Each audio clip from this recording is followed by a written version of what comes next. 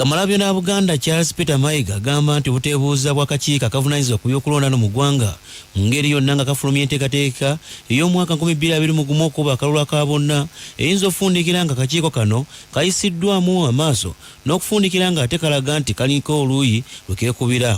Mu ntandikwa y'omwezi guno gwennyini akakiiko ak'ebyokulonda kakulira omulamuzi Simon Byabakama Mugenyi kafulumya enteekateeka y'ennambika yonna ng'akalulu k'omwaka 2021 bwe kanaatambula, wabula ne kaweera enkuŋŋaana zonna ez'omulujjudde olw'abantu ne kagamba nti buli muntu yenna anaakuba kampeyini alina kukozesa TV, telefayina ko n'emikutu ate emikwanira wala.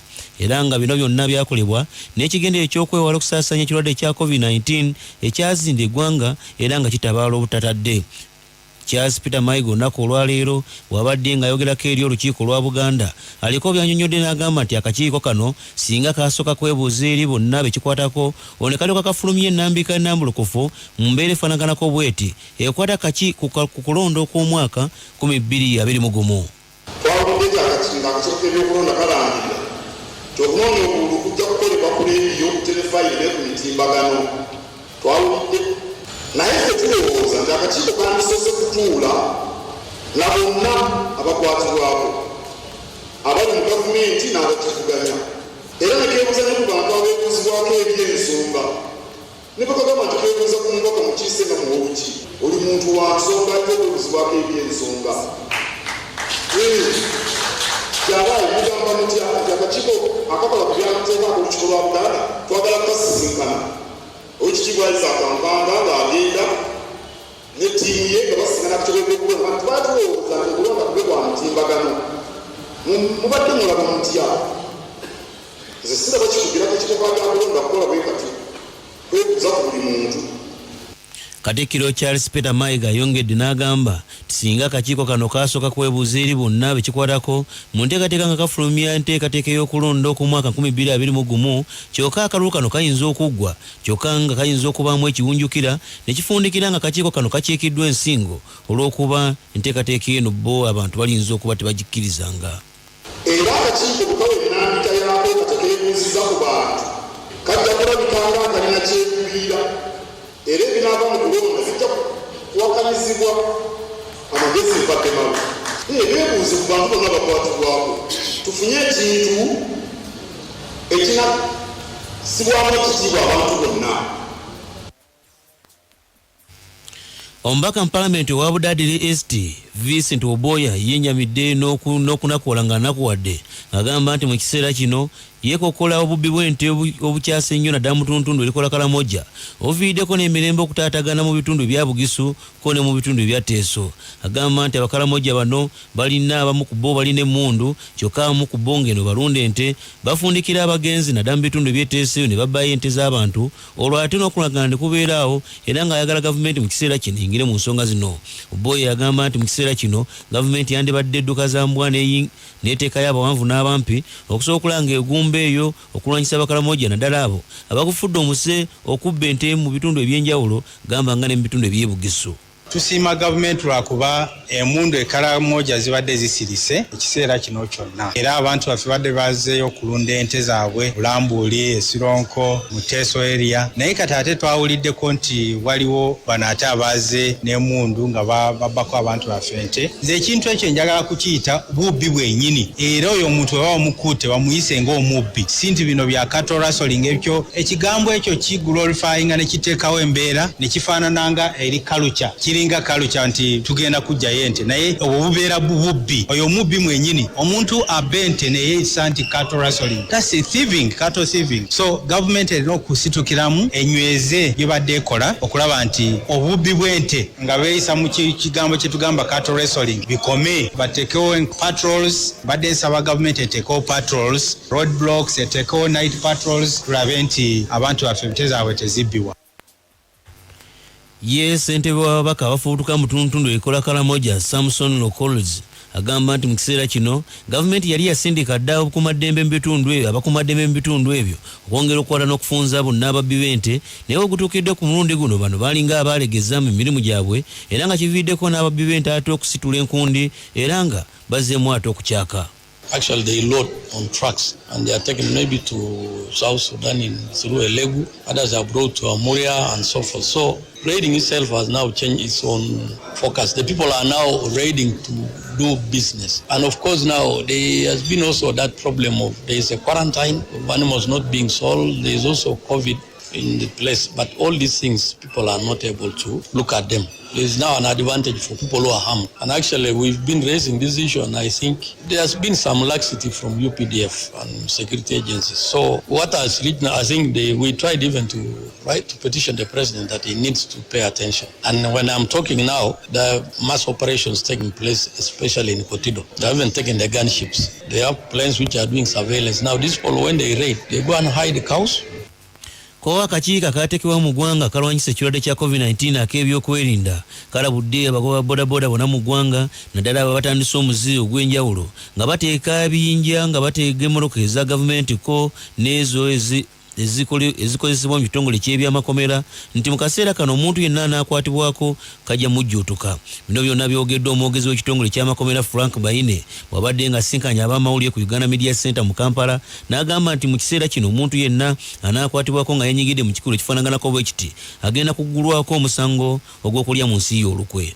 Ne bateeka amayinja mu kkubo nga tebaagala mmotoka zaffe ez'amakomera ziyitewo mbalabula ne sekulabula. Tekyo kikolwa kye mwakoze kyabadde kikyamu, naye ffe tetwayagadde kubalaga eryanyi lye tusobola okukozesa, naye kemunaddamu tujja bategeeza enkola gye tukolamu ab'ekitongole eky'amakomera, kubanga bomba nti mulina ebizibu eby'okutafuna mirimu munoonyewo mwesaalimbira, so si kuba nti mugaana emmoloka ez'amakomera kutambula kyekijja kubawa emirimu. So n'olwekyo bwe munaddamu mukimanye nti abamu bwe mubona poliisi bwe n'abakwata mujja kujja ate tubalage enkola y'emirimu etali ya kuvuga boda entuufu. So muleme kusaalimbira mu bifo bye mutalina kusaalimbiramu. Ate ekyo mukitwale nga kyamakulu ate nga kya mugaso era gye muli, kubanga bw'oteekako road block nga toli musirikale kiba kitegeeza olina okukwatibwa ovunaanyibwa omusango ogw'amaanyi oba weefudde omuyeekera eri eggwanga. Mwe mukyabiyita byakusaaga nti munoonya mirimu nga mugaana mmotoka kutambula, naye we banakukwata ne bakuteeka ku musango ogw'okubeera omuyeeko ogw'okuyeekera eggwanga ojja kiraba kyonaavaamu. So mbeegayiridde batabanyi ne baganda bange nti kyemuzanyirako temukimanyi, mwegendereze. Seddume tezanyira ku mbazzi, oba kyemunoonya mujja kifuna.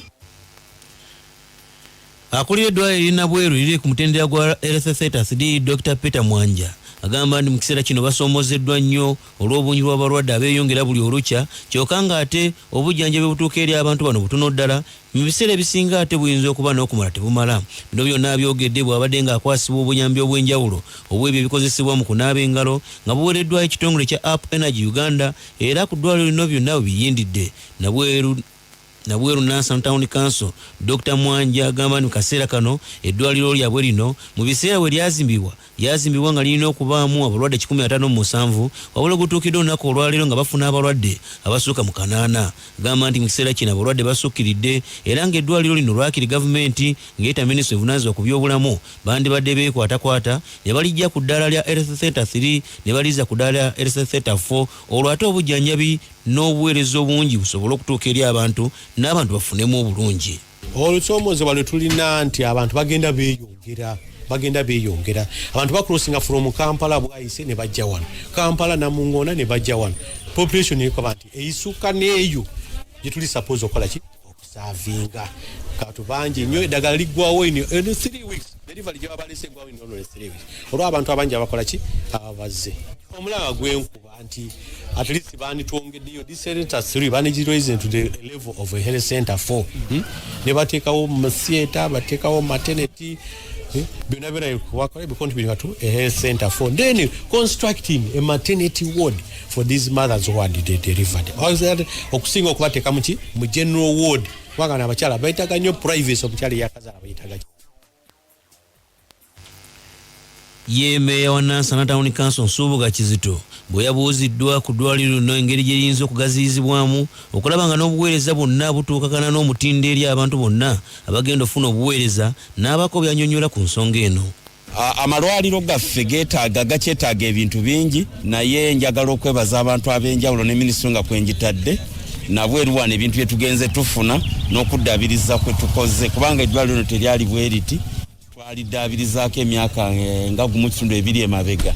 Naye era bw'olitunuulira aba ministry kinsanyusa nabo bakirabye eddwaliro liri ku Mutera gwa Health Center 3 n'erikola emirimu egy'enkanankana Center 4 ekitegeeza tulina diggers yantulisuumusa tulitwala ku mutendera kubanga population yawo Nansana nnene nnyo eddwaliro lyaffe ery'Ennakuule liri ku Mutera gwa Health Center 2 ne bw'otuukayo kumpi likola kyekimu na lino kyeza nalyo lyetaaga okusuumusibwa olw'okuba ekitundu mwe tuli population nnene nnyo awo ensabira ministry nga bwensabye Dr. ono Director of Curative Diseases tugenda kuwandika proposal yaffe kubanga wano tuli mukola ku byattaka okulaba ntukola expansion Ennakuule ettaka weeriri plan z'ekizimbe zaggwa abarotale baali bagenda tukwatirako corona we yajjira naye bayinza okuba kibatukwatirako nga tekimala kyeza ne ministry eveeyo eyongereko ku nsonga y'emu Director Curative Services fuva Ministry of Lands ku byobulamu wano mu ggwanga Dr. Charles Alalo aliko byanyonyodde ku ddwaliro lino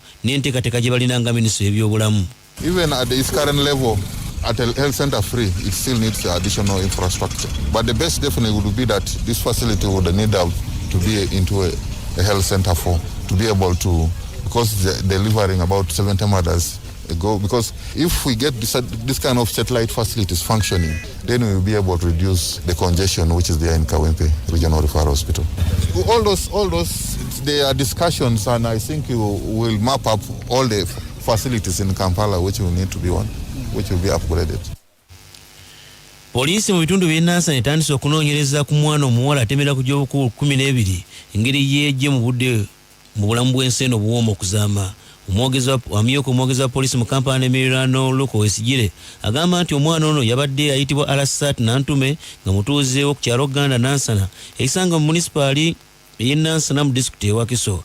Agamba nti bino byonna byabaddewo ku ssaawa 4 ez'akalasamanzi olunaku olwaleero era omwana ono yeeyimbyemu ogw'akabugo nga bamusanze alengejjera mu kisenge mwennyini ekyasengaawe mwabadde asula era mu kaseera kano poliisi egamba nti omulambo gw'omwana ono yaguggyeyo ne gutwala mu ggwanika Mulago kwongera okwekebejjebwa nga n'okunoonyereza kwa poliisi nakwo bwe kugenda mu maaso. Asangiddwa mu nnyumba ya Antwe nga yeetuze. Okunoonyereza kwatandise era nga basoosewo bagamba bamusanze ng'ali kumuguwa mu nnyumba eyo era basobola okuba nti no bategeeza ku poliisi nejja nejjawo omulambo gwetutte mu ggwanika. Okunoonyereza kukyagenda mu maaso okumanya ki ekyamuviiriddeko okwetuusaako buno. Kino ekikola oba waliwo ensonga endala so tujja bba tubabuulira. Mu myezi 12 emabega waliwo omwana atemera ku gy'obukulu 9 era ngono Derek Wadelo yali mutuuze we Nantabulirwa ku kyalo mu Goma Division mu municipal y'e Mukono. Ono yeejja mu budde mu kaseera ako oluvannyuma lwa maama we kumusanga nga yeetugidde mu nju ng'akozesa akaguwa k'engatto. Waliwo n'omwana omulala era ngono Yashirafu Nsubuga ono yali muyizi mu mwaka gw'okuna mu Septendekere Makerere naye yeetta mu ngeri etaategerekeka bwe bamusanga nga yeetugidde mu hall mwe yali asula 81 Sibirwa. Waliwo n'Ensubuga naye yatemera ku gy'obukulu 22 ono yali mutuuze ku College of Health Science era nga yali aweererwa ne gavumenti nono naye bamusanga nga yesse mu mbeera etaategerekeka. Abakulembeze b'obukiiko kuvaamu obulenzi n'ennyimba basomeseddwa ne babangula engeri ez'enjawulo gye bayinza okukozesaamu emisango era nga bino byonna biwoomeddwamu abalamuzi ab'enjawulo abavudde mu bitundu eby'eruweero. Kinajjukira nti gye bavuddeko ekitongole kino kyatandikawo enkola emanyiddwa nga small scale procedure n'ekigendo ekyokwanguyiza abantu abalina obusangusangu obutonotono okubanga ate busobola okukozesebwa naddala wansi mu kkooti ez'oku byalo. Sebastian Sebagala nga y'omu ku abo ababanguddwa mu musomo guno aliko byanyonyodde Radio Simba n'ebyo ebyenjawulo byayize nga ye omukulembeze w'ekitundu. Tukwebaza ekitongole ekiramuzi olw'okutuula wansi ne kisalawo kigondeze ku muntu wa bulijjo abadde agibwako ssente ze oba nga basula mu nnyumba ye oba ng'alina omuntu gw'abanja ssente okuva ku siringi mpaka miliyoni 10 okulaba nti kkooti yasalawo nti abantu abo babadde olusi baviiramu awo nga batya ogenda mu kkooti okuwaaba omusango gujja kumalayo mwaka myezi 6 naye kati essaawa zino ffe nga beewo obulenzi grade 1 magistrate court tulina essanyu nti ffe omulamuzi wano. Hope Bagenda era nga yono mulamuzi wa kkooti ento etuulewo obulenzi mu disitulikiti e Luweero annyonnyodde ku butya enkola eno bw'egenda okuba nga ekwatibwamu mu nteekateeka yonna gye badde basomesaamu abakulembeze b'ebyalo.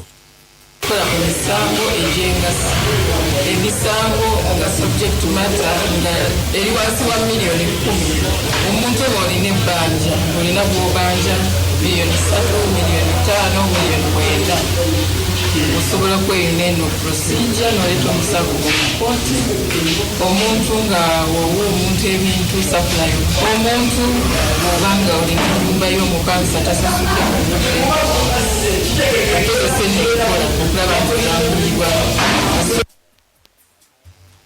Waliwo abajaasi b'eggye lya UPDF banna abasimbiddwa mu maaso ga kkooti y'amagye n'omuduumizi waabwe ne bavunaanibwa omusango gw'obutemu luvannyuma lw'okukuba omubulizi w'enjiri omusumba mu bitundu by'e Kasese Benoni Musimenta ono nga mukulembeze wa kyaki ya Kagooli Church of Uganda wansi w'obulabirizi bwa South Lwenzoli ku lunaku olwokusatu bwe yali mu budde obw'okumakyawo yakubwa essasi omujaasi wa UPDF bwe yali ng'avuga pikipiki okwali ne mukyala we nga boolekera ebitundu by'omu nnimiro yaabwe esangibwa mu katundu aka Kalungibati akali ku luguudo lwa Hima Kasese mu bitundu ebyo.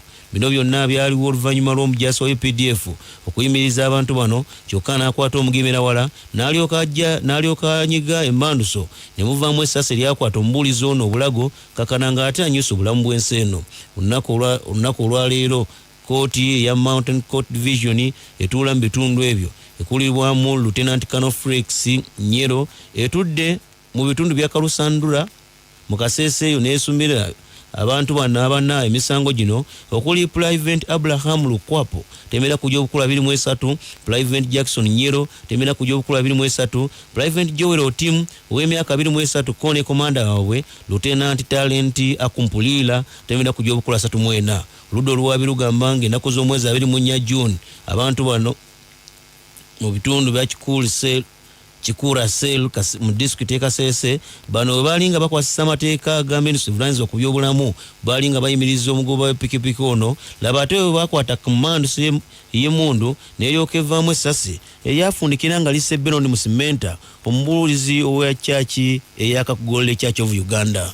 Wabula nga sinaba kusiibula kansooke nkutuuseeko ebitonotono ebikwata ku bantu abafudde ekirwadde kya COVID-19 mu mawanga aga Afirika ko ne mawanga amatonotono okuva ku lukalu lwa Bulaaya. Mu ggwanga erya Amerika olunaku olwali bafiiriddwa abantu 128 ekirwadde kya COVID-19 kibase. Brazil bafiiriddwa 116, eggwanga erya Russia lifiiriddwa abantu 93, India efiiriddwa 415, eggwanga erya Bungereza lifiiriddwa 25, Spain efiiriddwa abantu 3. Bano bonna bafudde ekirwadde kya COVID-19 olwaliro lwokka. Ate we tujjako wano mu Afirika eggwanga erya Algeria lifiiriddwa abantu 8, Morocco efiiriddwa abantu 4, DRC Congo efiiriddwa abantu 10, Senegal efiiriddwa abantu 3, Kenya ku mulirwano bafiiriddwa omuntu omu, Ethiopia efiiriddwa abantu 5, Djibouti efiiriddwa omuntu omu, Madagascar efiiriddwa abantu 2, Benin efiiriddwa abantu 3 bonna nga bafudde ekirwadde kya COVID-19 ne Liberia efiiriddwa abantu 2. Wano mu Afirika olunaku olwaleero bannaffe 38 be bakkiridde ekalanamo era nga bano bafudde ekirwadde kya COVID-19.